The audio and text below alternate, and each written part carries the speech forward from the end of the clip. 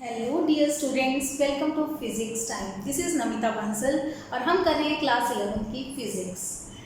मैं बहुत खुश हूँ कि मेरे साथ कुछ स्टूडेंट्स जुड़ चुके हैं जो मेरे डेली लेक्चर्स देख रहे हैं और क्वेश्चंस को सॉल्व भी कर रहे हैं और मुझे अपनी प्रॉब्लम सेंड कर रहे हैं। उन स्टूडेंट्स के लिए मैं स्पेशली बताना चाहूँगी जो मुझे अब प्रॉब्लम सेंड कर रहे हैं, लेकिन वो अब मेरे पास जैसे फर्स्ट चैप्टर की मैं लास्ट तक करवा चुकी हूँ, लेकिन वो भी डायमेंशनल एनालिसिस में है।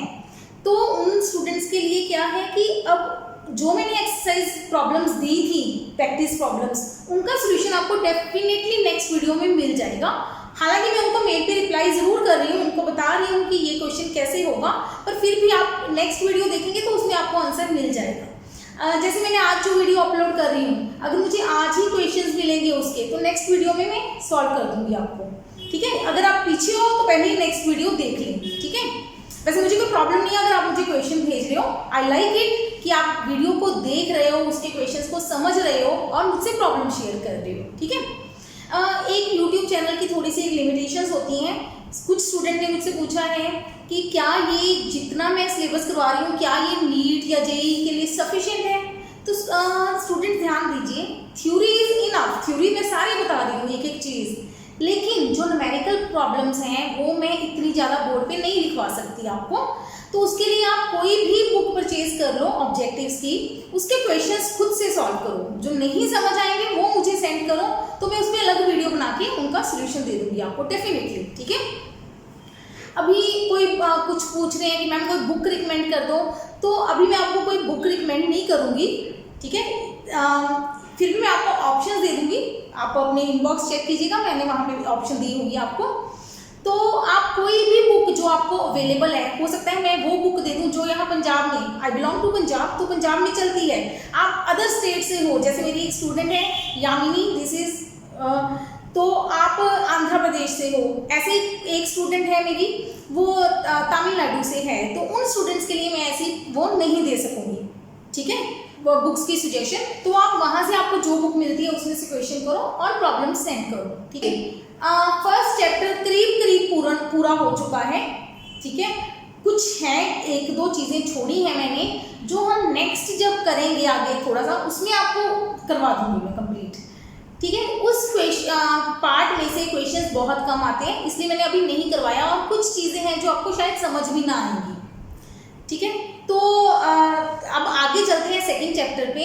और एक बात मैं और कहना चाहूँगा, आई अपोलोजाइज कि जो मैंने लास्ट वीडियो डाली है रेट्रोग्रेड वर्नियर कैलिपर की, उसमें थोड़ी सी लाइटनिंग की प्रॉब्लम आ गई।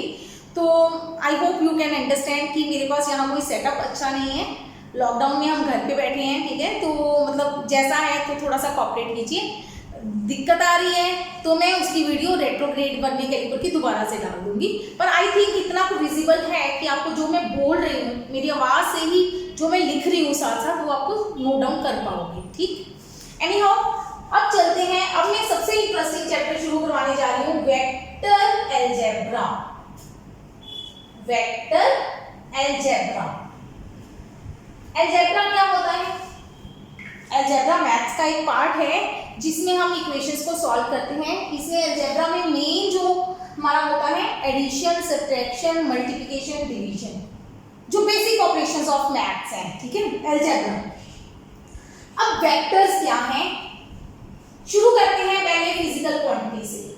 What is a physical quantity? क्या होती है फिजिकल क्वांटिटी? कोई भी चीज, कोई भी क्वांटिटी जिसको आप मेजर कर सको by the laws of physics, physics के मेथड से जिसको मेजर किया जा सके। जरूरी नहीं मेजर के लिए कोई इंस्ट्रूमेंट ही यूज करना है, या आप मेजर कर सको या उसको कैलकुलेट कर सको।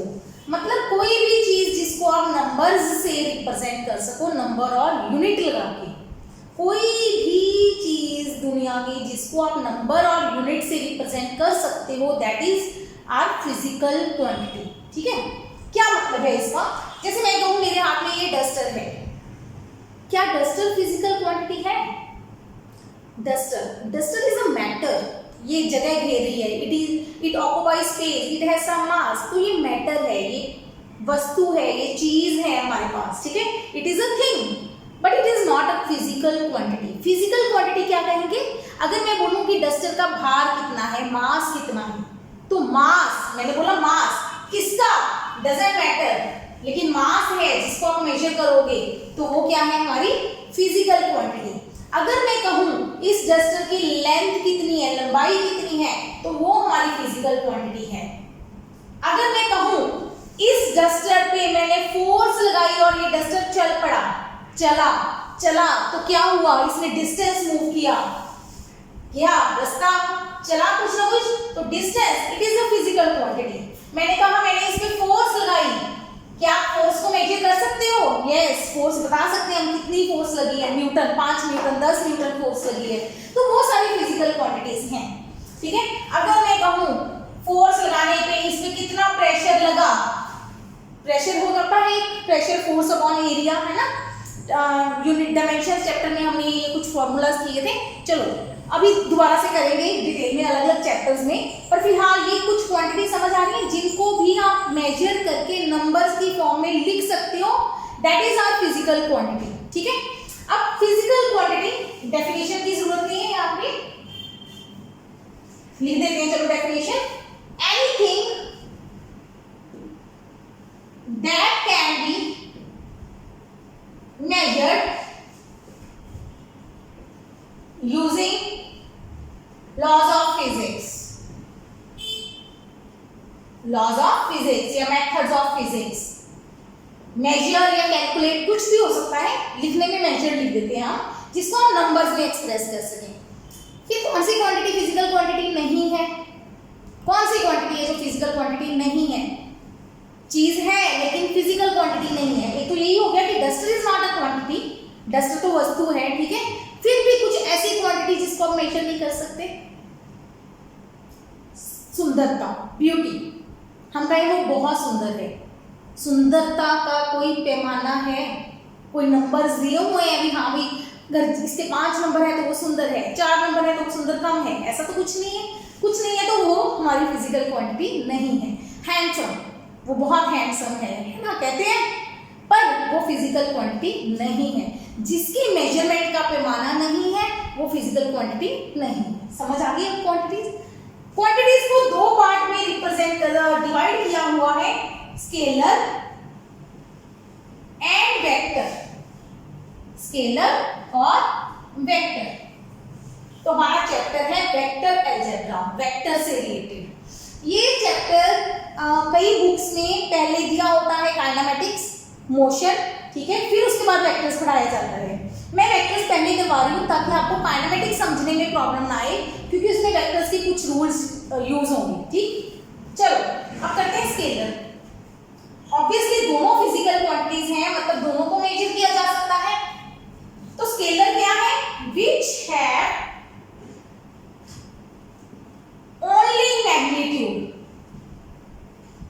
only magnitude, no direction, जिसके पास कोई डायरेक्शन नहीं है वो है हमारी स्केलर क्वांटिटी। अभी मैंने लिखा इस बॉडी का मास कितना है, मास, भार। जब भी हम इसका भार तोलेंगे हम कहेंगे इसका भार मान लो 100 ग्राम है, 200 ग्राम है। क्या हम कहेंगे 200 ग्राम किस तरफ है, ऊपर की तरफ 200 ग्राम है कि नीचे की तरफ, की लेफ्ट की तरफ, राइट की तरफ, किस तरफ है, नहीं बोलते। तो mass is a scalar quantity, for example mass. Second हमने कहा ये यहां से ऐसे चली गई, बॉडी यहां से यहां पहुंच गई, डिस्टेंस, कितना डिस्टेंस इसने मूव किया, कितनी दूरी तय की, वो हमारी क्या है, फिजिकल क्वांटिटी, स्केलर। डिस्टेंस की कोई डायरेक्शन नहीं होती, ऐसे चली गई ये भी डिस्टेंस है, ऐसे चली गई ये भी डिस्टेंस है, डिस्टेंस की कोई डायरेक्शन नहीं होती, ठीक है। ये डिटेल में मोशन चैप्टर में पढ़ेंगे हम, डिस्टेंस और डिस्प्लेसमेंट में क्या फर्क है। ओके चलो आगे चलते हैं। नेक्स्ट है ये हो गया, एक हम ले लेते हैं इसकी एग्जांपल, लेंथ लिखी हुई है, वॉल्यूम। आप कहेंगे एरिया नहीं लिखा, एरिया वैसे तो स्केलर लिखते हैं हम, लेकिन +2 में चैप्टर पढ़ेंगे हम इलेक्ट्रोस्टैटिक्स, उसमें गॉस लॉ पढ़ेंगे, वहां भी हम एरिया को वेक्टर बना देंगे, अपनी मर्जी है, कभी स्केलर कभी वेक्टर, कुछ कुछ पार्ट्स में एरिया को वेक्टर बनाते हैं। तो मैं एक ले रही हूँ वॉल्यूम, वॉल्यूम होता है, वॉल्यूम मतलब क्या है, किसी जैसे सिलेंडर बना लिया, उसके अंदर कितनी जगह है, कितनी जगह है, उसके अंदर कितनी जगह है, जो होता है हमारा सिलेंडर का volume pi r square h. Volume किस तरफ है, हम नहीं कहेंगे किस तरफ है, डायरेक्शन की बात नहीं करेंगे, तो वो हमारा क्या हो गया, स्केलर क्वांटिटी, जिसमें हम डायरेक्शन की बात नहीं करते।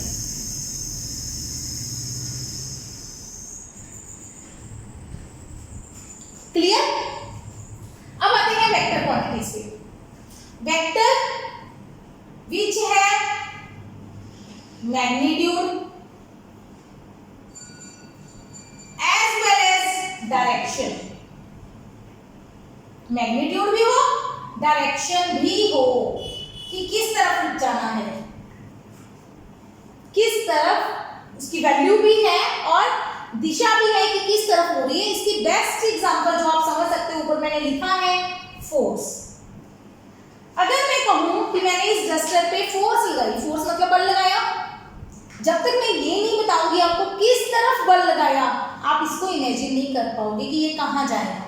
समझ रहे हो बात, किस तरफ फोर्स लगाई वो इंपॉर्टेंट है, किस तरफ, जब आ गया तरफ, किस डायरेक्शन में, तो वो बन गई हमारी वेक्टर क्वांटिटी। ठीक हो गया कि ये चीज हो रही है, ये किस तरफ हो रही है, तो वो है हमारी वेक्टर क्वांटिटी। तो डिस्टेंस के साथ एक होती है प्रॉब्लम डिस्प्लेसमेंट की। डिस्प्लेसमेंट होती है सबसे छोटी डिस्टेंस, डिस्टेंस की सबसे कम वैल्यू, तो डिस्प्लेसमेंट बन जाती है हमारी वेक्टर क्वांटिटी। इसको ऐसे समझेंगे, ये ए पॉइंट है, ये हमारा बी पॉइंट है, एक पर्सन ए से बी जा रहा था, वो ऐसे गया,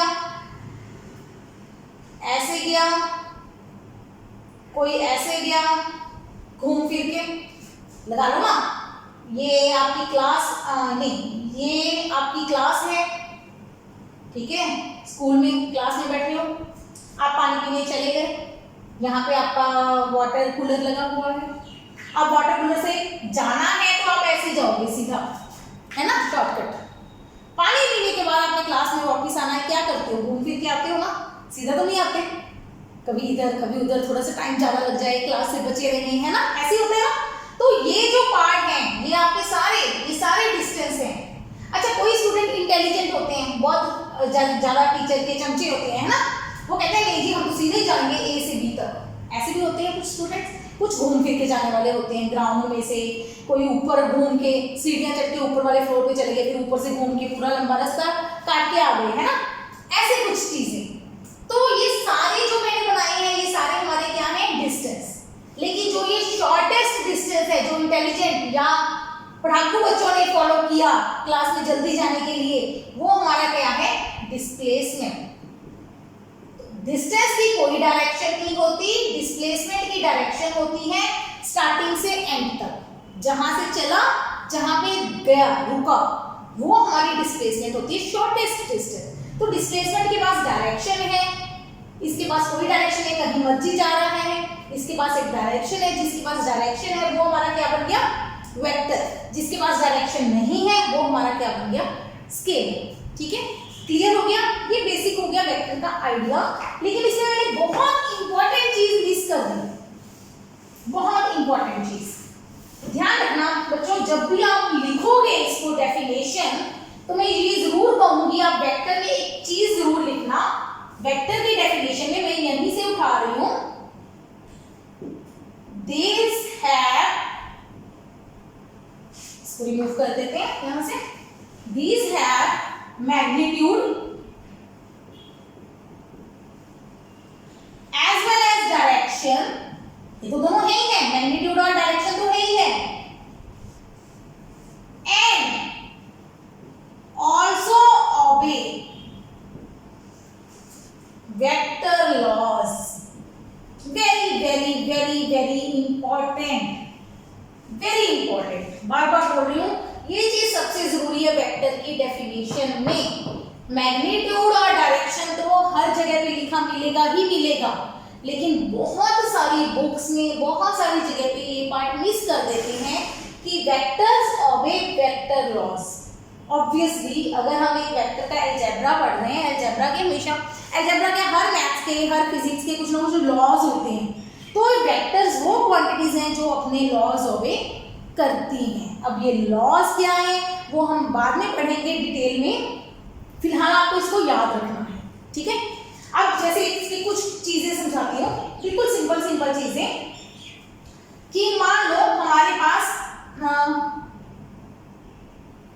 मैंने बोला कि मार्केट से 2 किलोग्राम शुगर ले आओ, मेरी हर एग्जांपल शुगर पे आ जाती है, ठीक है। फिर मैंने दूसरे पर्सन को बोला कि तुम 3 किलो शुगर ले आओ। हम किलो बोल देते हैं, किलो गलत है, किलो सिर्फ एक प्रीफिक्स होता है। प्रीफिक्स मतलब जो किसी यूनिट के आगे लगता है। डेली लैंग्वेज में हम बोल देते हैं किलो, 5 किलो भार हो गया, इसका 5 किलो नहीं होता, वो 5 किलोग्राम होता है। किलो तो आप ग्राम के साथ लगा दोगे तो वो मास बन जाएगा। अगर किलो को हम मीटर के साथ लगा देंगे तो डिस्टेंस बन जाएगा, ठीक है ना। तो किलो कुछ नहीं होता, किलोग्राम होता है, ये ध्यान रखना। चलो एनी हाउ, अब चलते हैं। 2 किलोग्राम शुगर मंगवाई और 3 किलोग्राम शुगर मंगवाई, तो टोटल शुगर कितनी हो गई? 5 किलोग्राम शुगर। सही है, लॉजिक है, समझ आता है, ठीक है। तो ये क्यों? क्योंकि ये मास था। मास क्या होती है हमारी? Scalar quantity. Scalar quantity simple add होती है, 2 और 3 5, बिल्कुल सिंपल। 2 और 3 5 हो गए, खत्म। ऐसे ही अगर मैं लगा लूं वॉल्यूम, ध्यान देना, वॉल्यूम मैंने पढ़ाया आपको, स्केलर क्वांटिटी है। मेरे पास एक कंटेनर है जिसका वॉल्यूम है 3, वॉल्यूम की यूनिट्स क्या होती है? लीटर। एक है ना, लीटर में होता है ना वॉल्यूम। एक वॉल्यूम है 3 लीटर, एक कंटेनर है 5 लीटर। तो मैं कहूँ टोटल पानी मेरे पास कितना आ जाएगा? इसमें पानी लेना है, दूध लेना है, तो टोटल वॉल्यूम क्या हो जाएगा? टोटल V1 प्लस V2 कितना हो जाएगा? 8 लीटर। समझ आ रहा है? इस सिंपल, ये है laws of algebra, scalar algebra जिसको बोल सकते हैं। ये सिंपल 3 और 5 8 होते हैं, जो आप शुरू से मैथ करते आए हो, that is scalar algebra, simple algebra. पढ़ चुके हो? 5 में से 3 घटाया 2, 5 को 3 से गुना किया 15, 15 को 5 से डिवाइड किया 3, सारी कैलकुलेशन आती है ना, वो सारा हमारा है स्केलर अलजेब्रा। क्योंकि 10 तक हमें कोई वेक्टर क्वांटिटीज के बारे में ज़्यादा नहीं पढ़ाया गया, तो अब हम नया अलजेब्रा सीखेंगे, वेक्टर अलजेब्रा। चलो ये चीजें क्लियर है, इसको नोट करो और आगे मैं थोड़ा सा लिखवाती हूँ आपको। ध्यान देना, मैं एक चीज लिख रही हूँ, rate of flow. Rate of flow क्यों लिखवा रही हूँ, इसका एक रीजन है। Rate of flow of liquid, liquid का रेट ऑफ फ्लो की बात करते हैं। पहले तो इसका मतलब समझ लो, रेट ऑफ फ्लो आ जाए तो क्या मतलब है वो। रेट ऑफ फ्लो मतलब लिक्विड फ्लो कर रहा है, लिक्विड फ्लो कर रहा है मतलब ऐसे समझ लेते हैं कि ये मेरे पास एक बकेट है, बकेट में मैंने एक पाइप लगाई हुई है पानी की, ठीक है, और इधर दूसरी पाइप लगाई हुई है। चलो पहले एक पाइप से समझते हैं। एक पाइप मतलब रेट ऑफ फ्लो का मतलब क्या है? अंदर से लिक्विड आ रहा है, पानी आ रहा है, गिर रहा है, कितना पानी का वॉल्यूम, रेट का मतलब क्या है? वॉल्यूम डिवाइडेड बाय टाइम, मतलब वॉल्यूम पर सेकेंड, कि कितना पानी 1 सेकेंड में फ्लो कर रहा है, that is known as rate of flow. Physics में हम रेट की बात बहुत बार करेंगे। जब भी रेट की बात हो, ध्यान रखना, जो भी चीज है फ्लो, फ्लो कौन करता है? लिक्विड। लिक्विड की कौन सी चीज आप मेजर करते हो? वॉल्यूम। वेरी इंपॉर्टेंट, मास तो करते हैं हर एक का, लेकिन लिक्विड में सबसे इंपॉर्टेंट पार्ट कौन सा होता है? वॉल्यूम, क्योंकि लिक्विड का वॉल्यूम फिक्स होता है ना। पढ़िए ना सॉलिड, लिक्विड, गैसेस। सॉलिड जिनकी शेप भी सेम रहती है और वॉल्यूम फिक्स होता है। लिक्विड का शेप फिक्स नहीं होती, वो कंटेनर वाली होती है, जैसा कंटेनर लोगे आप, लेकिन उनका वॉल्यूम फिक्स होता है। तो मतलब rate of flow of liquid में वॉल्यूम पर सेकेंड होता है रेट ऑफ फ्लो, ठीक है। अगर मैं कहूँ रेट ऑफ स्पीड, तो स्पीड बाय टाइम होती नहीं, वो बेटा समझ लो। Rate of velocity, velocity by time, जो भी चीज का रेट कहोगे टाइम से डिवाइड कर देना बस। फ्लो में वॉल्यूम आएगा, लिक्विड के फ्लो में। चलो अब ये रेट ऑफ फ्लो, वॉल्यूम और टाइम दोनों स्केलर क्वांटिटीज हैं।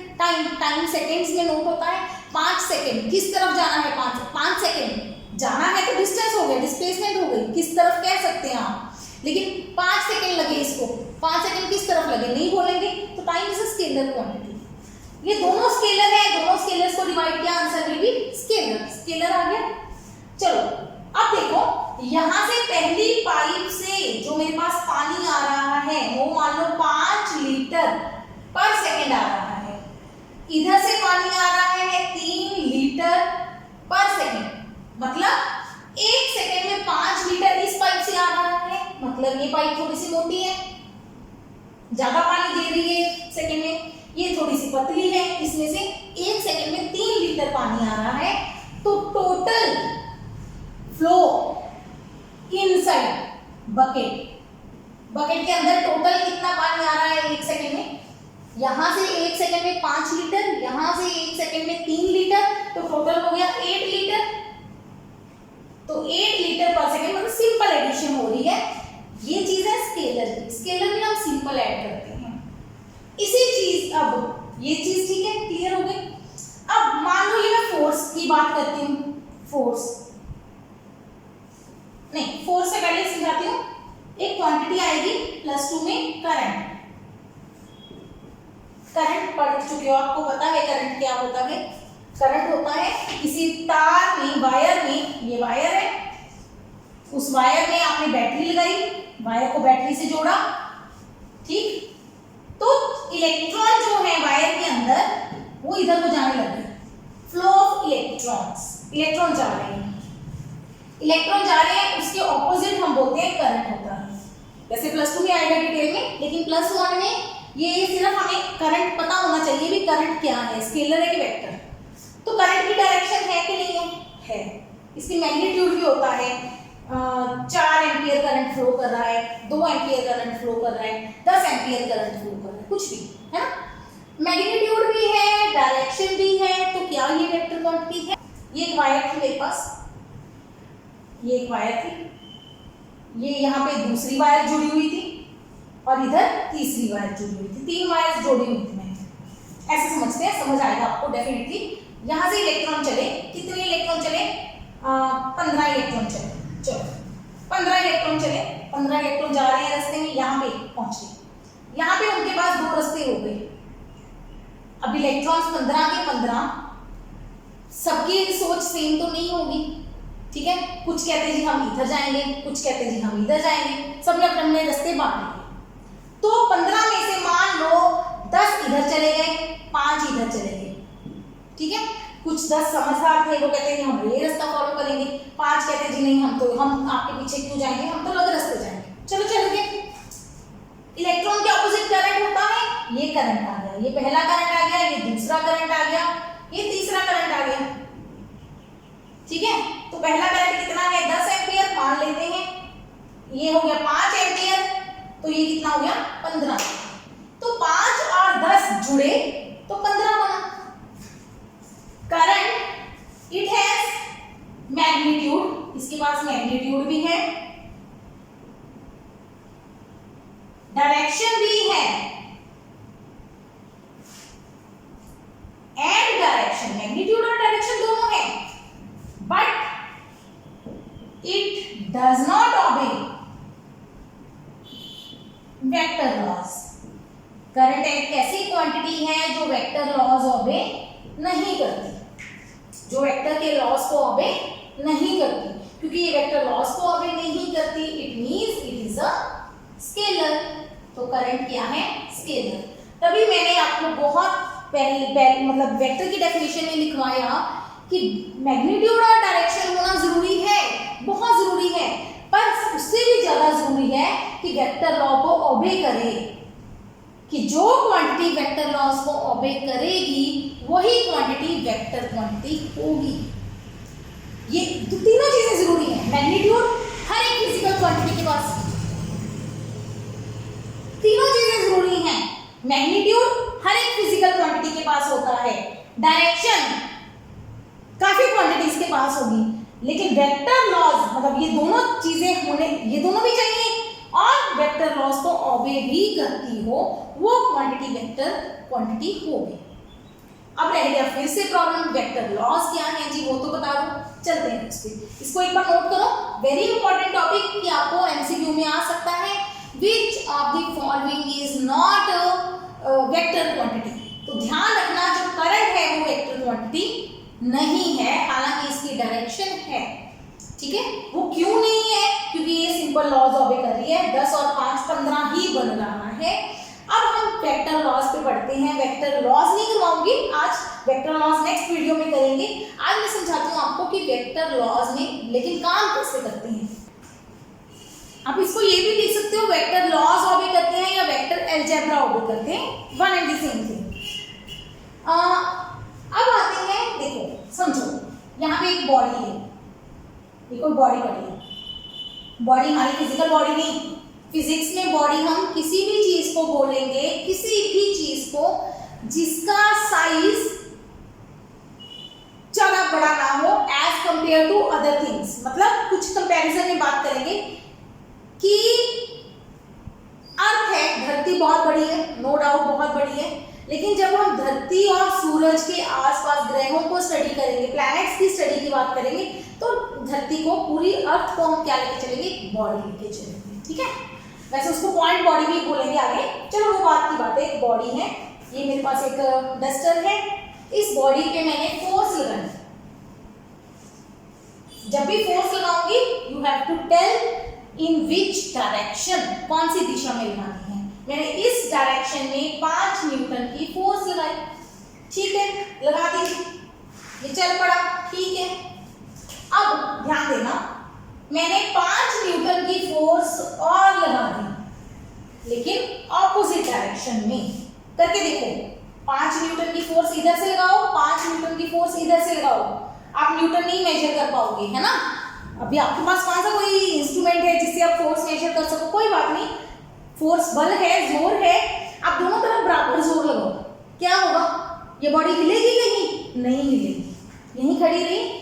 इसका मतलब मेरे पास दो फोर्सेस थी, F1 F2, दोनों फोर्सेस थी, लेकिन दोनों का टोटल कितना हुआ? 0। टोटल फोर्स कितनी हुई? 0, क्योंकि फोर्स लगाने से तो चीज हिलनी चाहिए थी, ये हिली नहीं, इसका मतलब टोटल फोर्स मेरे पास कितनी हुई? 0। चलते हैं आगे, इसी चीज को मैं समझाती हूँ। मैंने यहाँ पे फोर्स लगाई 5 न्यूटन F1, दूसरी फोर्स भी मैंने दोबारा यहीं पे लगाई 5 न्यूटन, फिर से लगाई। अब दोनों फोर्सेस सेम डायरेक्शन में हैं।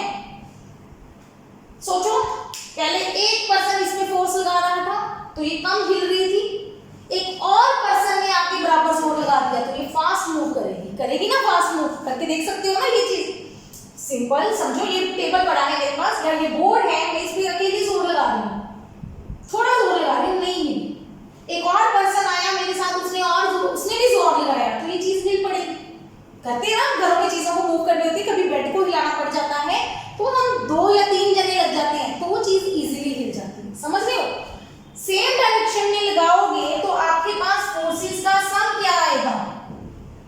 5 और 5 10, टोटल फोर्स बढ़ गई, तभी तो वो चीज आगे जल्दी चलेगी। अंडरस्टैंड? इसी बॉडी पे मैं फोर्स लगाती हूँ, एक पर्सन फोर्स लगा रहा है इस तरफ 5 न्यूटन की, दूसरा पर्सन फोर्स लगा रहा है इस तरफ 5 न्यूटन की। ध्यान दो, इसी चीज पे अगेन मेरे पास ये डस्टर पड़ा है ना, अभी सारी एग्जांपल्स डस्टर में समझा दूंगी आपको। मैं फोर्स लगा रही हूँ इस तरफ, ठीक है। अभी अपने आसपास किसी को भी बुला लो अगर आपके पास कोई है तो, या अपने दूसरे हाथ से एक पर्सन या खुद या दूसरे मतलब दूसरे हाथ से फोर्स लगाओ ऊपर की तरफ, ऐसे दोनों फोर्सेस को इकट्ठा लगाओ। इस फोर्स को लगाना है ऊपर की तरफ, इस फोर्स को लगाना है राइट की तरफ, ऐसे। ये बॉडी थी मेरी, एक फोर्स लगानी है राइट, एक फोर्स लगानी है ऊपर की तरफ, तो हमारी चीज कहां जा रही है? ऐसे टेढ़ी जा रही है ना। क्या ये फोर्स 10 न्यूटन होगी? नहीं। क्या ये फोर्स 0 हुई? नहीं। क्या फोर्स किसी डायरेक्शन में गई बॉडी? नहीं, अलग डायरेक्शन में चली गई। तो ये है हमारे लॉज ऑफ वेक्टर एडिशन, ये है वेक्टर्स का अलजेब्रा, वेक्टर के लॉज, कि जब दो वेक्टर क्वांटिटीज को हम ऐड करते हैं, ऐड करने का मतलब है इकट्ठा असर देखना किसी चीज का, किसी चीज का कंबाइंड इफेक्ट देखना, ये फोर्स में सबसे अच्छे तरीके से समझ आएगी। करंट में अगर यहाँ पे एक वायर से करंट आ रहा था 5 एम्पियर, दूसरी वायर से करंट आ रहा था 10 एम्पियर, तो टोटल करंट हमेशा कितना जा रहा था? 15 एम्पियर। करंट उतना ही जा रहा था, तो करंट क्या बन गई? स्केलर क्वांटिटी, क्योंकि 15 ही आ रहा था। यहाँ पे कभी फोर्सेस को ऐड किया, ऐड ही कर रहे हो, ये इसको सब्ट्रैक्ट नहीं बोलेंगे, दोनों इकट्ठी लगा दी। फोर्स मतलब इकट्ठा मतलब ऐड कर देना। पहले फोर्स कितनी बन रही है? 0। एक केस में फोर्स कितनी बन रही है? 10। इस केस में फोर्स कुछ अलग ही बनेगी, ठीक है, समझे? तो फोर्स हर बार डिफरेंट आ रही है, तो इसका मतलब दोनों का सम 5 और 5 10 नहीं है। हर बार ये 10 नहीं आ रहा, क्योंकि नहीं आ रहा तो इसका मतलब ये क्या है? Vector quantity. ये इसके अलग लॉस हैं, वो लॉस ये ओबे करेगी, ठीक है? समझ आ गया एक बार वेक्टर्स क्या है? वेक्टर्स में मतलब वो क्वांटिटीज आएंगी जो मैग्नीट्यूड और डायरेक्शन के साथ साथ वेक्टर लॉज ओबे करेगी। इसी चीज को ऐसे भी कर सकते हो, ये बॉडी है, एक फोर्स इधर लगा दो, एक फोर्स इधर लगा दो, तो बॉडी इसके बीच में जाएगी। एक फोर्स मैंने इधर लगा दी, F1 लिख देते हैं, F1 F2, ये F हो गया। F मतलब टोटल, F है इनका सम। F हर केस में अलग अलग आएगा। एक फोर्स इधर लगाओ, ऑपोजिट नहीं है ये, लगा के देखो। इधर से खड़े होना पड़ेगा मुझे, एक इधर लगा रही हूं मैं फोर्स, एक इधर लगा रही हूं, ध्यान रखना, इस एंगल से पकड़ेंगे। किधर जा रही है? मैं किधर फोर्स लगा रही हूं, मैं इस तरफ धक्का मार रही हूं इसको। आपको नहीं पता चलेगा, खुद करके पता चलेगा, देखने से नहीं समझ आएगा, क्योंकि आपको क्या पता मैं हाथ किधर लगा रही हूं। मैं अपनी तरफ से इधर को जोर लगा रही हूं, इस तरफ को, इधर को फोर्स लगा रही हूं, ध्यान। तो ऊपर जा रही है, देखो चीज जा रही है, ऊपर जा रही है सीधी, है ना? तो ये जो बीच में जा रही है, ध्यान देना इसकी लंबाई ना आपको ऐसे ही पता चलेगा। मैंने इसका ना क्या बना दिया? पैरेललोग्राम बना दिया। इधर भी पैरेललोग्राम बना देते हैं, इधर भी ऐसे पैरेललोग्राम बना दो। तो ये जो सेंटर में लाइन आएगी डायगोनल, वो इसका टोटल आएगा, सम आएगा। इसको पढ़ेंगे डिटेल में। कुछ आइडिया मिला? यही आइडिया हमें लेके चलना है वेक्टर अलजेब्रा का, कि जब दो वेक्टर क्वांटिटीज को हम ऐड करेंगे तो आंसर सिंपल 5 और 5 10, 5 और 3 8 नहीं आएगा। किस पे डिपेंड करेगा? डायरेक्शन पे। डायरेक्शन किस पे डिपेंड करेगी? इनके बीच में एंगल पे, कि दोनों जो वेक्टर्स हैं आपके F1 और F2, उनके बीच में एंगल कितना है। देखो ध्यान दो, हर केस में एंगल अलग है। जब ऑपोजिट हैं, एक इधर, तो बीच में एंगल कितना हुआ? 180। जब सेम डायरेक्शन में हैं दोनों, तो एंगल कितना हुआ? एक ही साइड में एंगल है, 0 डिग्री। जब ये केस है तो एंगल कितना हुआ? 90 डिग्री। जब ये केस है, एंगल 90 से कम है ना, 90 से कम, अक्यूट एंगल। ये एंगल 90 से बड़ा है, 120 डिग्री है मान लो, तो एंगल 90 से बड़ा है, 90 से बड़े वाला एंगल कितना क्या हो गया? मतलब ऑब्ट्यूज एंगल, ठीक है ना? तो इसका मतलब जो फोर्सेस का सम है, सम ही बोलेंगे, टोटल फोर्स निकालनी है हमें, वो डिपेंड करेगी एंगल बिटवीन फोर्सेस, यानी कि फोर्सेस की डायरेक्शन पे। जब भी डायरेक्शन पे रिजल्ट डिपेंड करे तो होता है वेक्टर अलजेब्रा, वेक्टर लॉस, कि जो हमारा रिजल्ट है वो वेक्टर की डायरेक्शन पे डिपेंड करना चाहिए।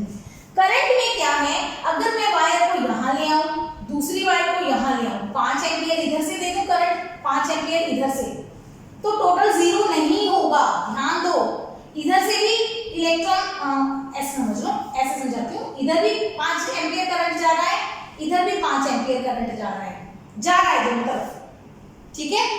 अभी मैंने कुछ और भी ड्रॉ किया, तो टोटल करंट 0 होगा? नहीं होगा, क्योंकि 5 एम्पियर करंट जाने का मतलब है इधर से भी इलेक्ट्रॉन आ रहे हैं, इधर से भी इलेक्ट्रॉन आ रहे हैं, इलेक्ट्रॉन चीज है, इलेक्ट्रॉन पार्ट, छोटे मतलब क्या कहें, छोटे पार्टिकल्स हैं इलेक्ट्रॉन। वो इलेक्ट्रॉन आ रहे हैं सेंटर में आके, वो गायब नहीं हो जाएंगे। वो हमारे रामायण वाले युद्ध नहीं है कि 2 तीर आए गायब हो गए टकरा के, नहीं, इलेक्ट्रॉन ऐसे गायब नहीं होंगे, इलेक्ट्रॉन आएंगे।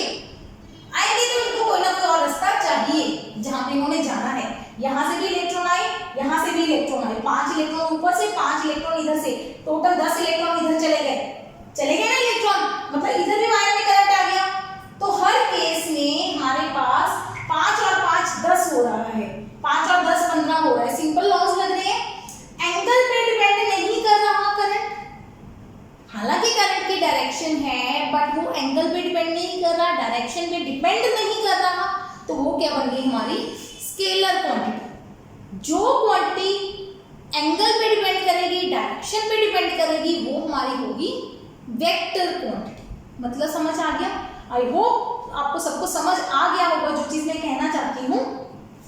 तो इसको वीडियो को अगर नहीं भी समझ में आया 2-3 बार सुन लो इतने पार्ट को, आपको डेफिनेटली हर एक चीज समझ आ जाएगी कि मैंने क्या बताया है। ठीक, इसको नोट कर लो एक बार, थोड़ा सा आइडिया हो जाएगा, या स्क्रीनशॉट लेके लिख लो। फिजिकल क्वांटिटीज की 2 टाइप्स मैंने आपको बता दी, स्केलर और वेक्टर। ठीक है, डायरेक्शन है और वेक्टर लॉस ऑबे कर रही है तो वेक्टर क्वांटिटी, सिर्फ मैग्नीट्यूड है डायरेक्शन है ही नहीं तो वो हमारी स्केलर क्वांटिटी है। एक और टाइप की क्वांटिटीज होती हैं टेंसर क्वांटिटीज, बट उसका +1 में हम एक आध टॉपिक में यूज करेंगे, तो वो क्वांटिटीज मैं यहाँ पे डिस्कस नहीं कर रही हूँ। टेंसर, ठीक है, टेंसर का मैग्नीट्यूड होता है, डायरेक्शन नहीं होती, लेकिन उनकी डिफरेंट डायरेक्शन में डिफरेंट वैल्यूज होती हैं, different values in different direction. छोड़ दो अभी के लिए, जब टेंसर का एक टॉपिक आएगा मोमेंट ऑफ इनर्शिया, मैं वहां पे थोड़ा सा बताऊंगी आपको। ठीक है, हमें ज़्यादा जरूरत नहीं पड़ेगी, पूरी +1 +2 में ही इसकी टेंसर की जरूरत ज़्यादा नहीं पड़ेगी। तो अब आते हैं वेक्टर। अब मैं समझाती हूँ representation of a vector. Representation of a vector, ये वेक्टर के कुछ टॉपिक ऐसे हैं जिनसे पेपर में क्वेश्चन नहीं आते, पर जब तक ये नहीं समझ में आएंगे आप वेक्टर अलजेब्रा या वेक्टर पूरा चैप्टर कर ही नहीं पाओगे। किसी वेक्टर को रिप्रेजेंट कैसे करते हैं? सिंपल एक मैं बोलूं लाइन क्या होती है? लाइन सिंपल एक लाइन है बहुत बड़ी। क्या ये लाइन है? लाइन को हमेशा रिप्रेजेंट किया जाता है साइड में डॉट्स लगा के, मतलब लाइन की कोई लेंथ नहीं होती, डेफिनेट लेंथ नहीं होती। लाइन वो चीज है जिसकी लंबाई नहीं होती कोई, मतलब बहुत लंबी लाइन है, लाइन लगेगी। ठीक है, जब हम कहते हैं लाइन यहां से शुरू होकर यहां पे खत्म हो तो इसको बोलते हैं हम लाइन सेगमेंट। इसको क्या बोलते हैं? लाइन सेगमेंट, लाइन का हिस्सा। हिंदी में अगर कोई स्टूडेंट्स ने पढ़ा हुआ है 10th में, तो ये रेखा होती है और ये रेखाखंड, लाइन और लाइन का सेगमेंट, हिस्सा। अगर लाइन सेगमेंट पे या लाइन पे आप एक एरो लगा दो, डायरेक्शन दे दो उसको, तो वो हमारा बन जाएगा वेक्टर।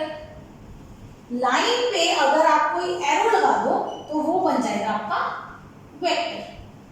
ठीक है, सिर्फ ये एरो लगाया है आगे। अब तो लॉकडाउन में रामायण देखी होगी जरूर, एरो ऐसे बनाते हैं ना, एरो तीर लगाया हुआ, तो ये तीर का जो निशान है वही हमारे वेक्टर की रिप्रेजेंटेशन। डायग्राम बनाएंगे हम बहुत सारे, तो उसमें वेक्टर्स ऐसे ही बनाएंगे हमेशा।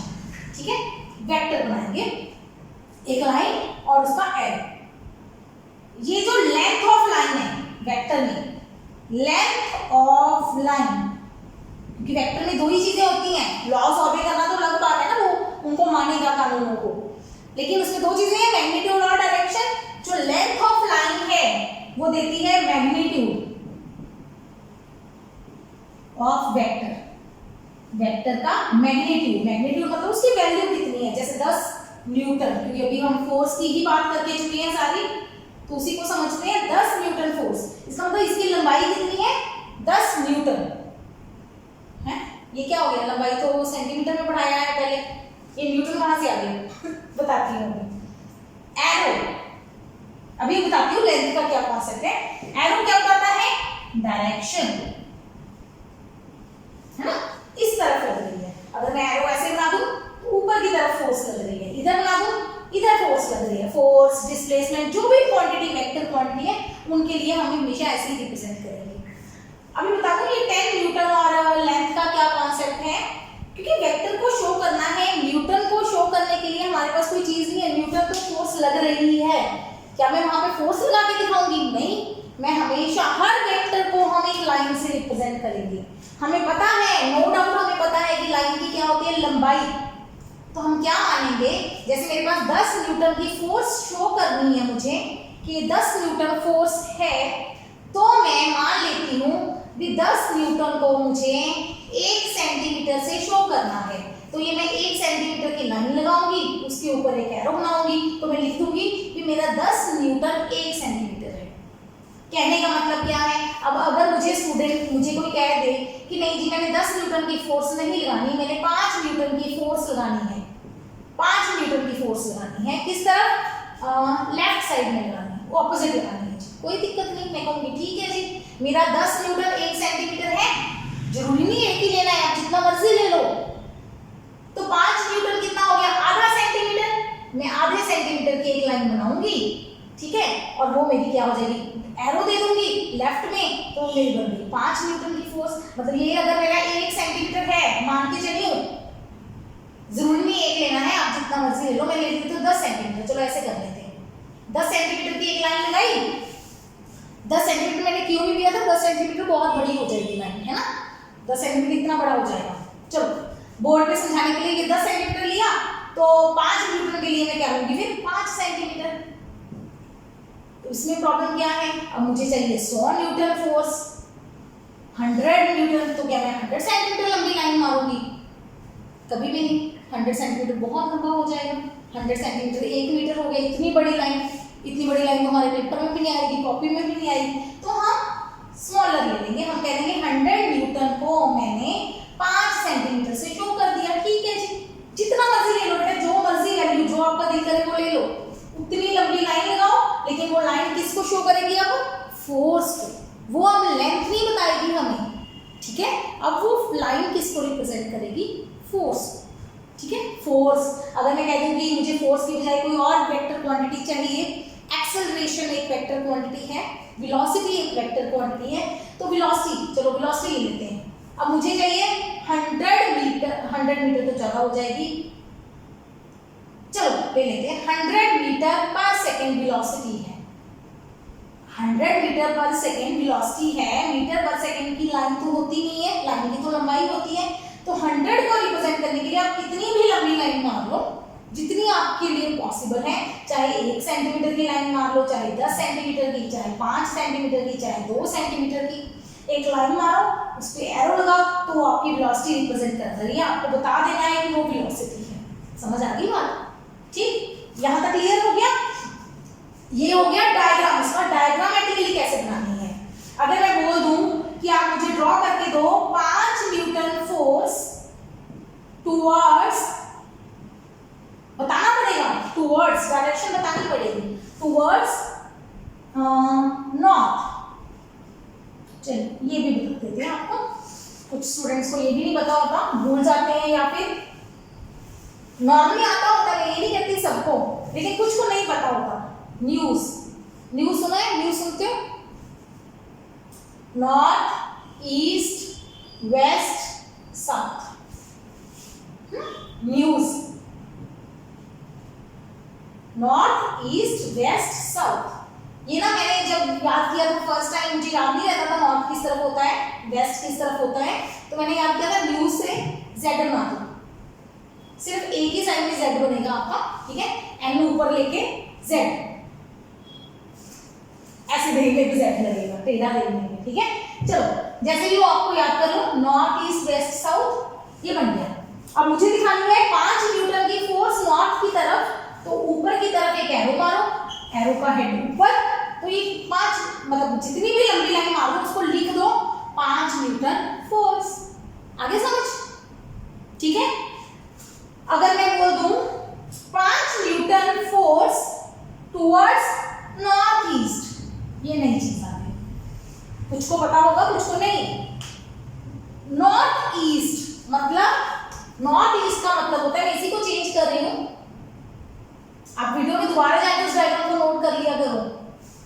नॉर्थ ईस्ट का मतलब है नॉर्थ और ईस्ट के एग्जैक्टली सेंटर में जो लाइन जाएगी, exactly centre, angle bisector, angle का हाफ, बिल्कुल बीच में, टोटल एंगल ये 90 डिग्री होता है, तो ये हाफ कितना हुआ 45 डिग्री, तो 45 डिग्री पे जो लाइन जाएगी वो हमारी होगी नॉर्थ ईस्ट। और इसमें दिखा दो कि ये एरो कितना है, 5 न्यूटन का है।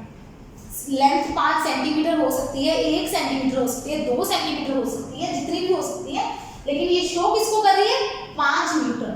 ठीक, पता चल गया। अगर कहते साउथ ईस्ट, मतलब साउथ और ईस्ट के बीच में, साउथ और ईस्ट के बीच में SE लिखते हैं। इधर वाली लाइन क्या होगी, साउथ वेस्ट, इधर वाली लाइन क्या होगी, नॉर्थ वेस्ट। समझ आ गया, क्लियर है ना ये चीज। तो ये होती है representation of vector pictorially, diagrammatically. Diagram में कैसे रिप्रेजेंट करते हैं, लेकिन लिखते कैसे हैं, हाउ टू राइट, एक वेक्टर को लिखेंगे कैसे। फोर्स है, मुझे फोर्स लिखनी है, तो F फोर्स का सिंबल तो हर एक फिजिकल क्वांटिटी का होगा, उसके ऊपर छोटा सा एरो मार दो, उसके ऊपर एरो मार दो। जो ऊपर वाला एरो है, ये जो एरो है, ये हमेशा ऑलवेज आपने देना है राइट की तरफ। ये ध्यान रखना, अगर आपकी फोर्स ऊपर को जा रही है तो आप फोर्स के ऊपर एरो ऐसे नहीं लगाओगे, गलत है। अगर फोर्स वेस्ट की तरफ है तो ऐसे नहीं लगाओगे, गलत है। एक निशान, एक सिंबल यूनिवर्सल बना लिया हमने कि वेक्टर बनाना है तो जो भी अल्फाबेट है, जो उसका सिंबल है, अल्फाबेट जो भी चीज है, उसके ऊपर एरो लगाना है आपने किसकी तरफ, राइट की तरफ। तो हमारी क्वांटिटी क्या हो जाएगी, वेक्टर क्वांटिटी। अगर मैं बोलूं वेलोसिटी है जी v, वेलोसिटी को स्मॉल v से लिखते हैं, वॉल्यूम को कैपिटल V से, जो स्टैंडर्ड नोटेशन है, बट क्वेश्चन में चेंज भी हो जाती है कभी कभी। अगर मैं बोलूं वेलोसिटी है जी, velocity is a vector quantity, vector quantity के ऊपर क्या लगाओगे आप, एरो। अगर मैं बोलूं और कौन सी वेक्टर क्वांटिटी हमने पढ़ी है, एक्सेलरेशन, a, उसके ऊपर एरो लगा दो जी, है ना।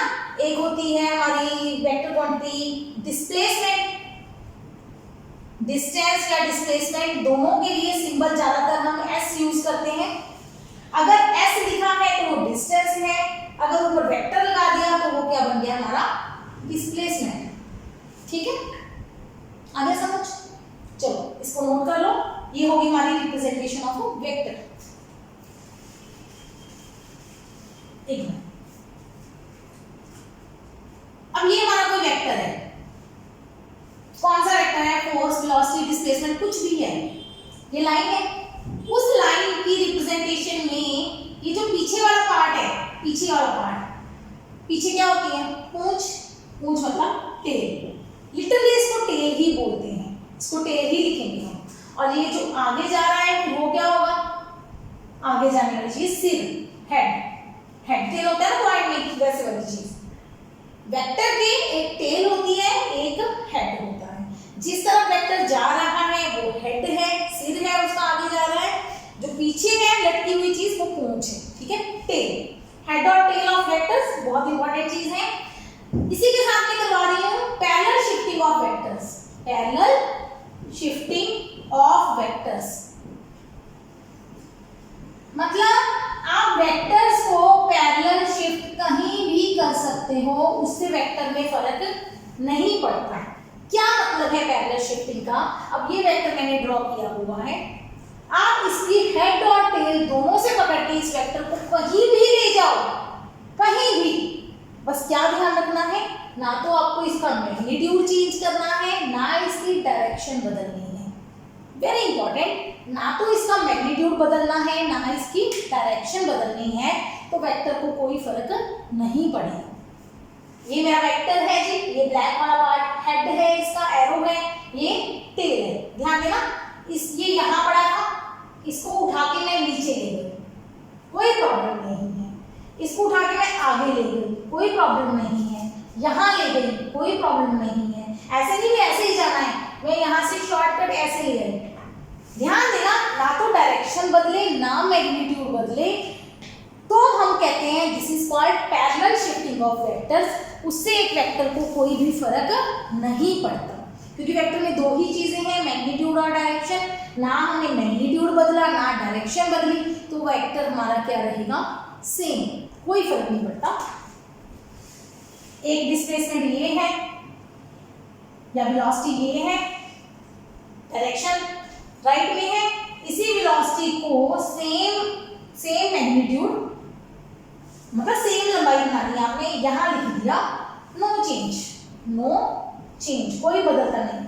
मतलब हम वेक्टर को ऐसे शिफ्ट कर सकते हैं, दिस इज अलाउड, वेक्टर की शिफ्टिंग अलाउड है, बस मैग्नीट्यूड और डायरेक्शन नहीं बदलना चाहिए। एक और चीज बता दूं, अब कोई कहेंगे ये बॉडी थी जी, यहाँ पे मैं फोर्स लगा रही थी, इस पे धक्का लगा रही थी फोर्स, ठीक है। आप कहेंगे जी मैं फोर्स को उठा के यहाँ लगा दिया, यहाँ पे बॉडी नहीं है, क्या फर्क नहीं पड़ा, पड़ गया फर्क। ऐसे केसेस में आपको शिफ्ट क्या करना है, ये इस फोर्स को उठा के मैं पीछे ले जाऊंगी। अब फोर्स उसी बॉडी में लग रही है, चाहे इधर से खींचा चाहे उधर से धक्का दिया, फोर्स उसी बॉडी में लग रही है, मतलब ऐसे आप शिफ्टिंग अलाउड है। आगे फोर्स लग रही है या इधर से फोर्स लग रही है, सेम चीज। हाँ, अगर मैं कहूँ, देखो ध्यान देना, इस चीज को मैं इधर से खींच रही हूँ ऐसे, या इधर से ऐसे खींच रही हूँ, तो ऐसे मतलब धकेल रही हूँ, पुश और पुल दोनों में फर्क नहीं पड़ेगा। ये चीज जब हम पढ़ेंगे आगे, थोड़ा सा आगे टॉपिक आएगा, उसमें थोड़ा सा चेंज आएगा, बताऊंगी वहां पे क्या है। अभी के लिए ये है कि parallel shifting of vectors is allowed, ठीक है। अब डिस्कस करते हैं टाइप्स ऑफ वेक्टर्स। अब कुछ वेक्टर्स हैं, वेक्टर है तो वेक्टर की टाइप्स भी होंगी। इसमें हम क्वांटिटीज की बात नहीं करेंगे भी कौन कौन सी वेक्टर क्वांटिटीज हैं। क्वांटिटीज मैंने लिखवा दी है कुछ, एक फोर्स अभी के लिए, डिस्प्लेसमेंट जिनको हम यूज कर रहे हैं, वेलोसिटी, एक्सेलरेशन, बहुत सारी है, कुछ क्वांटिटीज याद करो, ठीक है, इस चैप्टर के लिए। बाकी तो जब आगे आगे आते जाएंगे हम सारी पढ़ते जाएंगे। हर क्वांटिटी में, हर चैप्टर में जब भी हम कोई क्वांटिटी इंट्रोड्यूस करेंगे, हम फोर्स पढ़ेंगे भी, फोर्स होती क्या है, हालांकि शुरू से पढ़ते आ रहे हो, पुश पुल है, ठीक है, लेकिन इसका फॉर्मूला वगैरह डिराइव करेंगे तो हम बताएंगे, हर क्वांटिटी को बताएंगे कि ये स्केलर है कि वेक्टर है, इसके यूनिट्स क्या है, एसआई में, सीजीएस में, हर क्वांटिटी के। फिर हम डिस्कस करेंगे इसका डायमेंशनल फॉर्मूला। आई होप कि आप अगर मेरा फर्स्ट चैप्टर देख चुके हो, ये डायमेंशन एनालिसिस, तो आपको हर एक चीज के डायमेंशन पता होंगे, ठीक है। चलो, ये हमारी फिजिकल क्वांटिटीज हैं जो वेक्टर हैं। फर्स्ट टाइप वेक्टर की करते हैं इक्वल वेक्टर्स। बिल्कुल सिंपल है, इक्वल जो बराबर हो, वेक्टर्स बराबर है, वेक्टर में दो ही चीजें हैं, मैग्नीट्यूड और डायरेक्शन, मतलब इक्वल मैग्नीट्यूड इक्वल डायरेक्शन, नहीं अच्छा नहीं लगता equal direction, same direction, same magnitude same direction कर सकते हो आप डेफिनेशन लिखने के लिए। क्या पूरी डेफिनेशन क्या लिखेंगे, मैं शॉर्टकट लिख रही हूँ, पूरी क्या लिखेंगे, द वेक्टर्स, एक ही लिखवा देती हूँ, बाकियों की खुद लिख लेना, which have same magnitude and same direction are called equal vectors। ठीक है, जब भी ऐसा कोई क्वेश्चन आए, कोई भी टाइप्स आएंगी, तो उसको ड्रॉ करके दिखाना है आपको। एक वेक्टर ए कोई भी है, हमें नहीं पता क्या है, कोई इनमें से कुछ भी हो सकता है, दूसरा बी है, वो भी इनमें से कुछ भी हो सकता है, नहीं, ए और बी सेम चीजें होंगी। सेम का मतलब क्या है, दोनों या तो फोर्स होंगी, ठीक है, या दोनों वेलोसिटी होंगी, या दोनों एक्सेलरेशन होगी, मैग्नीट्यूड भी बराबर है और लेंथ भी बराबर है, लेंथ एग्जैक्टली बनाना, तो ए वेक्टर सेम डायरेक्शन है, द सेम लेंथ है, सेम लेंथ है, मैग्नीट्यूड सेम हो गया और डायरेक्शन भी सेम है, तो वेक्टर्स क्या हैं, इक्वल वेक्टर्स। तो साथ ही कर लेते हैं जी, अनइक्वल वेक्टर्स कौन से होंगे भी,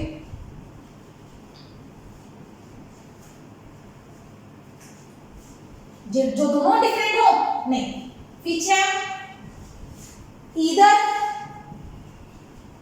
different magnitude, या तो उनका मैग्नीट्यूड बराबर हो, मैं मैग्नीट्यूड को ना एमएजी लिख रही हूँ, मैग्नीट्यूड का शॉर्ट फॉर्म, ठीक है, either different magnitude or different जिनका या तो मैग्नीट्यूड डिफरेंट हो या डायरेक्शन अलग अलग हो और बोथ दोनों चीजें डिफरेंट है।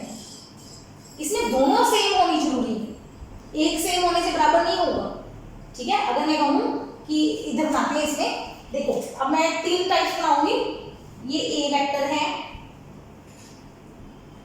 ये बी वेक्टर है, उनकी लेंथ अलग अलग बनाई है, हो तो फोर्स भी सकती है, कुछ भी हो सकती है, लेकिन ये क्या है, अनइक्वल वेक्टर्स, इक्वल नहीं है।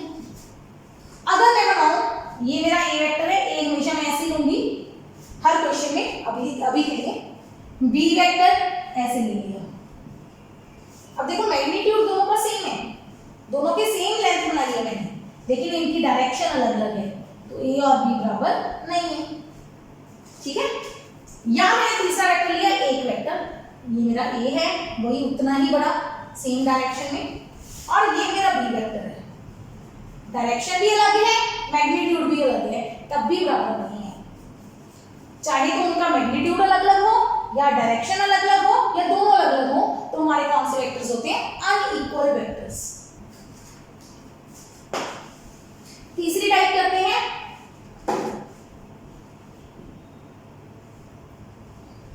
कोलिनियर वेक्टर, नहीं पहले करवाती हूं पैरेलल वेक्टर्स।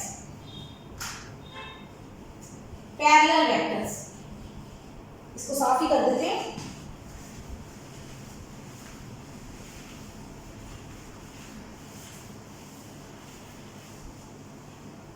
ये लीजिए,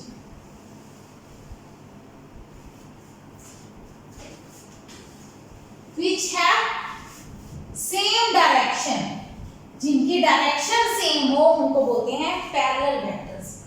मैग्नीट्यूड सेम भी हो सकता है, सेम हो गया तो भी ठीक है, अलग हुआ तो भी ठीक है, कोई दिक्कत नहीं है। और भी डायरेक्शन सेम है तो हमारे क्या होंगे, parallel vectors, a parallel b, parallel same direction में। जब भी वेक्टर सेम डायरेक्शन में होते हैं तो angle between parallel vectors is 0 degree. Very important, parallel vectors के बीच में एंगल कितना होता है, 0 डिग्री।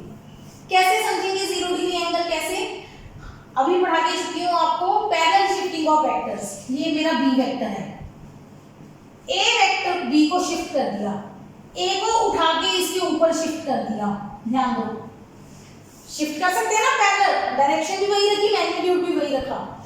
बड़े वाला बी वेक्टर, छोटे वाला ए वेक्टर, यहां से दोनों शुरू हो रहे हैं, टेल टू टेल मैच कर रही है, टेल पे टेल लगानी है। ठीक है, तो दोनों सेम ही डायरेक्शन में है। हमने डी से एंगल बनाना सीखा था, आता है। इधर को ये दोनों लाइन ड्रॉ करते तो 0 डिग्री एंगल होता है ना, तो ये दोनों एक ही डायरेक्शन में है तो उनके बीच में एंगल कितना हुआ, 0 डिग्री।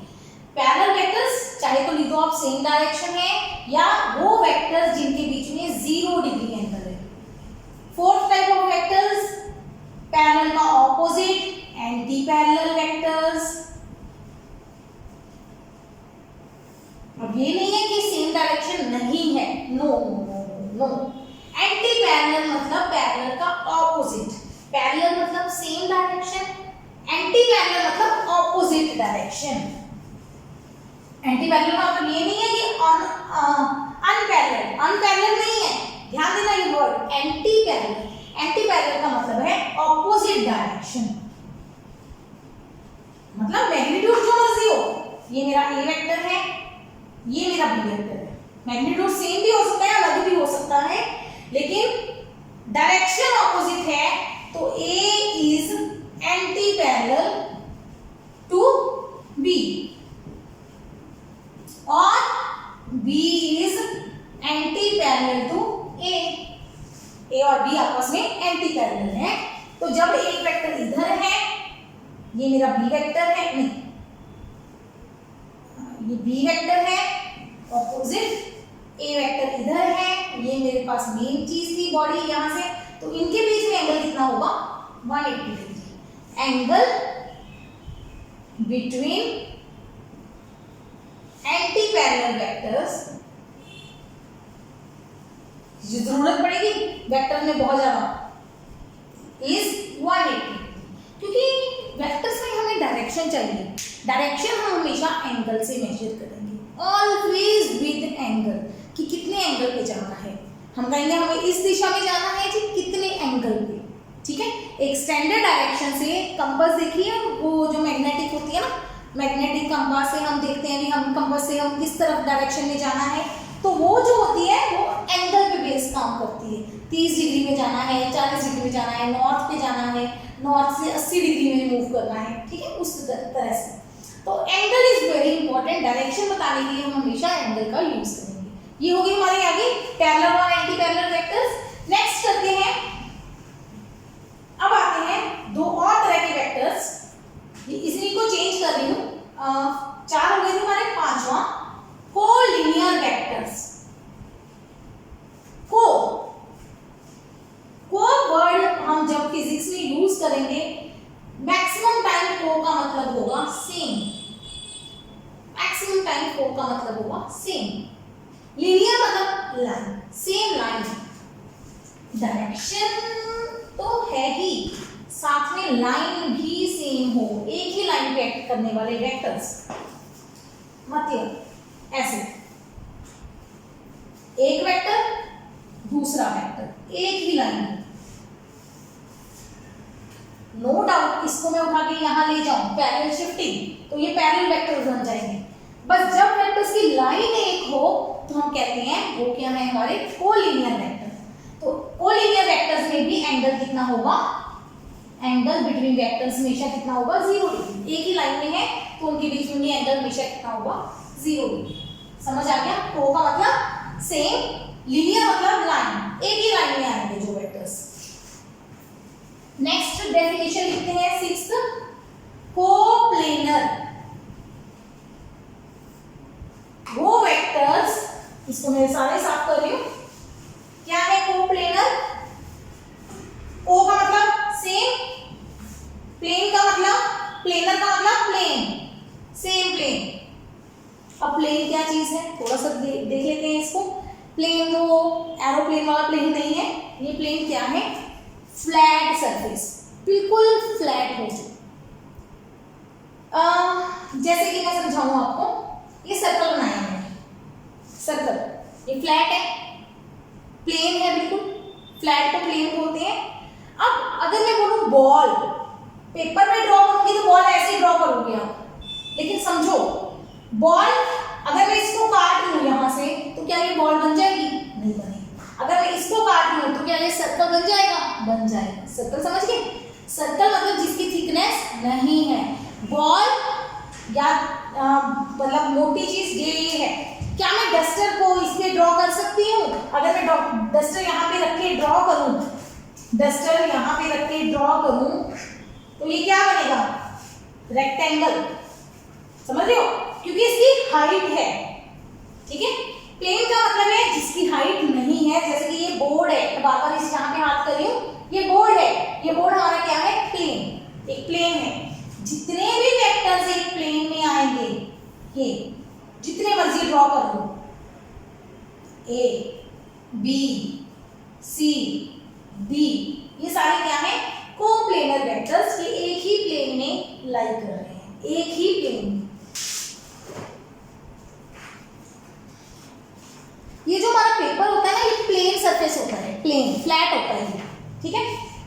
अब आप ध्यान दो, मैंने ये 2 मार्कर उठाए हैं, मैंने दोनों को ज्वाइन कर दिया, ये मेरे पास 2 वेक्टर बन गए, a vector b vector, magnitude same है, डायरेक्शन अलग अलग है, अनइक्वल वेक्टर्स हो गए, पैरेलल भी नहीं है, कोलिनियर भी नहीं है, एंटी पैरेलल भी नहीं है ना। अब ये वेक्टर देखो, क्या हम इनमें से एक प्लेन पास कर सकते हैं, इनको आगे ले जाके सेम डायरेक्शन में किसी प्लेन पे रख सकते हैं, रख सकते हैं प्लेन पे, यस। जिसको प्लेन पे रख सको, एक प्लेन में आ गए, वो हो गए कोप्लेनर वेक्टर्स। इन्हीं 2 वेक्टर्स को मैंने ऐसे घुमा दिया, अब देखो ऐसे घुमा दिया, आई डोंट नो कि आपको अच्छे से विजिबल होगा, ये चीज समझ आएगी कि नहीं। अब देखो इसको मूव करके इसको बोर्ड पे नहीं लेके जा सकते क्योंकि वो डायरेक्शन चेंज हो जाएगी, इनकी डायरेक्शन ये है, डायरेक्शन नहीं चेंज करनी है आपको। तो ध्यान दो, मैंने क्या किया, इसके ऊपर पेपर रख दिया, क्या ये एक पेपर में सो आ गए, पेपर में पूरे आ गए, आ गए, तो ये क्या हो गए हमारे कोप्लेनर वेक्टर्स। ठीक है, अच्छा अब मैं लेती हूँ एक तीसरा मार्कर, ये मेरे पास एक और मार्कर है। अब ध्यान दो, मैंने ऐसे पकड़े हैं, ऐसे तीनों ऊपर की तरफ है। चलो ऊपर नहीं बनाते, इसको राइट बना देते हैं, राइट लेफ्ट जो भी आपके अकॉर्डिंग होगा, मेरे अकॉर्डिंग लेफ्ट है, आपके अकॉर्डिंग राइट होगा। अब इन तीन वेक्टर्स को क्या मैं एक प्लेन पे लेके जा सकती हूँ? लेके जा सकती हूँ। तो मतलब ये क्या हो गए? Coplanar vectors. इनको मैंने ऐसे रख दिया, ऐसे देखो मैंने कैसे पकड़ा है, देखो ऐसे कुछ दिख रहा है। एक ये वेक्टर है, एक इधर है, एक इधर है। अगर मैं ऐसे रखती हूँ तो एक वेक्टर प्लेन में आया है, मैंने प्लेन को घुमाया, दो वेक्टर आ गए। प्लेन को फिर से घुमाया, प्लेन को चेंज कर रही हूँ मैं, फिर दो वेक्टर आ गए, फिर दो वेक्टर आ गए। मैं किसी भी तरह से प्लेन को घुमा रही हूँ तो कोई भी ऐसा प्लेन नहीं है जिसमें ये तीनों वेक्टर आ जाए। ध्यान देना, आपको भी कहेगा ये लो जी मैडम हम तो ले आए तीनों एक ही प्लेन में, एक ही पेपर में ले आए। देखो जरा, मेरे पास कुछ ऐसे भी स्टूडेंट्स होते थे जो ऐसे करके दे देते थे, मैडम हमने एक पेपर में तीनों वेक्टर्स को ले गए। बहुत अच्छी बात है, आप एक पेपर में ले गए, लेकिन अब जो हमारा पेपर है वो प्लेन नहीं रहा, अब पेपर मुड़ गया है। जब पेपर फोल्ड हो जाए वो एक प्लेन नहीं रहता। प्लेन का मतलब फ्लैट, ऐसे कर दिया वो फ्लैट नहीं रहा, समझे? तो मतलब कोप्लेनर वेक्टर्स कौन से हैं? जिनका एक ही प्लेन हो। तो इसका मतलब तीन वेक्टर्स कोप्लेनर हो भी सकते हैं। ऐसे कर किया मैंने तो एक प्लेन आ गया तो कोप्लेनर हो गए, ऐसे किया तब भी एक प्लेन आ जाएगा कोप्लेनर। लेकिन जब मैंने एक वेक्टर को मोड़ दिया तो तीनों एक प्लेन में नहीं आए, तो ये क्या हो गए? Non coplanar. समझ आ गई? कोप्लेनर समझ आ गया, सेम प्लेन। तो नेक्स्ट आ जाएगा मेरा non coplanar. Not in same plane, not in same plane, जो एक प्लेन में नहीं होती। ठीक, चलो एक और चीज इंटरेस्टिंग क्वेश्चन मैंने देखा, क्या दो वेक्टर्स हमेशा कोप्लेनर होते हैं? ये दो वेक्टर्स हैं कोप्लेनर, ऐसे घुमा लिया कोप्लेनर, ऐसे घुमा लिया कोप्लेनर, एक प्लेन में आ जाएंगे। ऐसे घुमा लिया कोप्लेनर, है ना, हर बार कोप्लेनर आ रही है। क्या दो वेक्टर्स हमेशा कोप्लेनर होते हैं? तीन वेक्टर्स के लिए हमें, नॉन कोप्लेनर के लिए तीन वेक्टर्स ही चाहिए? नहीं। कुछ मैंने देखा कहीं जगह पे ये गलत लिखा हुआ है कि दो वेक्टर्स हमेशा कोप्लेनर होते हैं। नहीं, मैं आपको एग्जांपल देती हूँ। ये एक वेक्टर है मेरा, ये दूसरा वेक्टर है। ध्यान दो, क्या इन दोनों वेक्टर्स में से मैं एक प्लेन पास कर पाऊंगी? चेक करते हैं। पूरा वेक्टर आना चाहिए। देखो ऐसे मैंने ऐसे रखा, ये मेरा जो नीचे वाला पेन है, ये वाला मार्कर, ये तो प्लेन में आ गया, लेकिन क्या ऊपर वाला पेन प्लेन में आया? लो मैं इसको काट देती हूँ यहां से।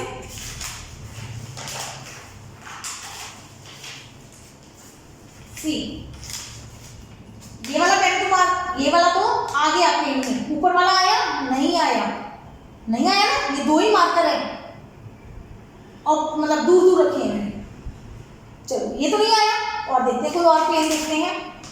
इसी चीज को, प्लेन को घुमा के देखते हैं। अब ये देखो, मैंने इसको पेपर को नीचे रख लिया, ये वाला मार्कर प्लेन में आ गया, ये वाला मार्कर आया? नहीं आया। प्लेन को घुमा लो जी, मार्कर वहीं रखना है, डायरेक्शन मार्कर की नहीं चेंज करनी।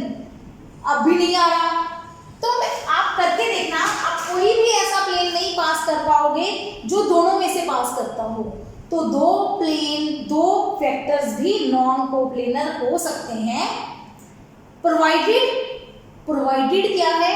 वो काटते ना हो एक दूसरे को, वो इंटरसेक्ट ना करते हो। अगर इंटरसेक्ट कर गए, अगर एक दूसरे में से क्रॉस कर गए एक दूसरे को कहीं भी, तो एक प्लेन में आ जाएंगे, कोप्लेनर हो जाएंगे। तो दिख रही हूँ मैं यहाँ पे इंपॉर्टेंट पॉइंट साफ करके इस जगह को, वेरी इंपॉर्टेंट, इसको नोट कर लो। note, very important note, two intersecting vectors are always coplanar. अगर दो वेक्टर इंटरसेक्ट कर रहे हैं तो वो हमेशा ही कोप्लेनर होंगे, but two non intersecting planes, दो इंटरसेक्ट नहीं कर रहे तो वो कोप्लेनर नहीं होंगे। नहीं, ध्यान देना, टू नॉन इंटरसेक्टिंग प्लेन्स मे और may not be coplanar। ये चीज ज्यादा इंपॉर्टेंट है कि अगर इंटरसेक्ट नहीं करे, मैंने आपको समझा दिया कि ये नॉन कोप्लेनर हो गए, इनमें से एक प्लेन आप कभी भी पास नहीं कर पाओगे। लेकिन अगर मैं दो वेक्टर्स ऐसे ले लूं, ये भी इंटरसेक्ट नहीं करेंगे, पैरेलल है, ये कभी नहीं मिलेंगे, या एंटी पैरेलल ले लूं, ये भी आपस में कभी नहीं मिलेंगे एक दूसरे को, तो क्या ये कोप्लेनर है? देखो ध्यान से, यस, ये कोप्लेनर हो गए, ठीक है, मिलेंगे नहीं, कभी भी काटेंगे नहीं, लेकिन ये भी कोप्लेनर हो गए। लेकिन जब मैं इसको ऐसे घुमा दूंगी तो भी ये कभी नहीं काटेंगे, ये ऐसे जा रहा है, ये ऐसे जा रहा है, एक दूसरे को कभी नहीं काटेंगे, लेकिन ये कभी भी कोप्लेनर नहीं होंगे। अंडरस्टैंड? चलो, zero vector, zero, obviously zero magnitude तो जीरो है, समझ आ रही है, ठीक है, जीरो वेक्टर है तो मैग्नीट्यूड जीरो होगा, इसकी डायरेक्शन क्या होगी? जीरो वेक्टर मतलब जीरो, खत्म, कोई इसकी लेंथ नहीं है, लेंथ नहीं है, ठीक है, तो एरो कहाँ लगाएंगे? लेंथ नहीं है तो, हेड टेल नहीं है ना, तो कहाँ लगाएंगे? नहीं लगाएंगे, तो हम लिखेंगे आर्बिट्रेरी डायरेक्शन, ये लिखा होता है बुक्स में। आर्बिट्रेरी डायरेक्शन मतलब डायरेक्शन कैन बी एनीवेयर, किसी भी डायरेक्शन में हो सकता है।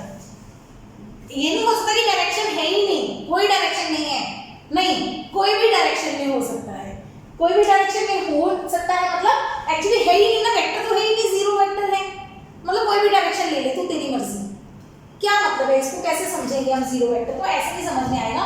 ये मेरे पास एक बॉडी है, वही डस्टर है मेरा, उस पर हमने इधर से फोर्स लगाई 5 न्यूटन, इधर से फोर्स लगाई 5 न्यूटन, टोटल फोर्स क्या है? अभी करके चुके हैं, 0 न्यूटन, है ना। तो ये 0 न्यूटन टोटल फोर्स क्या है हमारे पास? Zero vector. क्योंकि देखो टोटल फोर्स खत्म हो गई टोटल फोर्स, एंड फोर्स खत्म हो गई, तो उसको रिप्रेजेंट क्या करेंगे हम? जीरो वेक्टर से, ठीक है। डायरेक्शन क्या होगी? क्योंकि फोर्स ही नहीं लग रही, नेट फोर्स जीरो आ गई, नेट बोलते हैं इसको, टोटल फोर्स को नेट फोर्स भी बोलते हैं। खत्म हो गई फोर्स, कोई फोर्स लग ही नहीं रही, तो उसकी डायरेक्शन क्या बताएंगे? हम कहेंगे जीरो फोर्स है, किसी भी डायरेक्शन में ले लो। हम ये नहीं कहेंगे कोई डायरेक्शन नहीं, क्योंकि फोर्स वेक्टर क्वांटिटी है, डायरेक्शन होगी, लेकिन कौन सी? कोई भी ले ले। जब तू वैल्यू नहीं है, जब तेरी वैल्यू ही जीरो है, तो कोई भी डायरेक्शन ले जा, हमें कोई फर्क नहीं पड़ता, तो हम लिखते हैं आर्बिट्रेरी डायरेक्शन, ठीक है। लास्ट टाइप ऑफ वेक्टर बच गई यूनिट वेक्टर, जिसको समझने में बहुत टाइम लगता है, तो इस टॉपिक को हम नेक्स्ट लेक्चर में कंटिन्यू करेंगे। अभी के लिए खत्म करते हैं। तो ये सारी टाइप्स ऑफ वेक्टर्स, इसको नोट कर लो, बहुत इंपॉर्टेंट है, पेपर में पूछी जाती है इनकी डेफिनेशंस कई बार +1 के सिलेबस में। जेईई या नीट की तैयारी कर रहे हो तो उसमें ये क्वेश्चंस नहीं आएंगे, लेकिन समझना आना चाहिए आपको कि कौन से हैं। जैसे मैंने एमसीक्यू बना दिया, तो वो क्वेश्चन हो सकता है कि two planes are always, two vectors are always coplanar, no, two intersecting vectors are always coplanar, yes, two non-intersecting vectors are always coplanar, या non coplanar नहीं, मतलब उसके अकॉर्डिंग सारे पॉइंट्स समझ लेना, ठीक। तो ये यूनिट वेक्टर में नेक्स्ट लेक्चर स्टार्ट करेंगे। अभी के लिए इतना ही। Keep watching, keep learning. If you are new to my video then please subscribe.